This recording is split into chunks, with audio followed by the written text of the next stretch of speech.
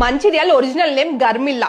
గోదావరి నది ఒడ్డున ఉండడం వల్ల ఈ ప్రాంతాన్ని మంచిరేవు అని పిలుస్తుండే. ఆ మంచిరేవే తర్వాతి రోజుల్లో మంచిర్యాల్ గా పిలువబడుతుంది. 2016 జిల్లాల పునర్విభజన తర్వాత ఆదిలాబాద్ నుండి ఫామ్ అయిన జిల్లా ఇది.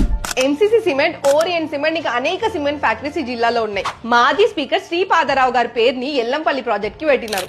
రాలివాగు, Gollavagu projects, Jaipur thermal power plant ఇక్కడ ఉన్నాయి. 1000 years బ్యాక్ కాకతీయుల సహాయంతో ఇక్కడ గోండ్ ట్రైబల్స్ గాంధారి కోట నిర్మించినారు. ఇక్కడ మైసమ్మ తల్లి గుడి ఉంది. అండ్ 2 years కి ఒకసారి ఘనంగా జాతర కూడా జరుగుతుంది.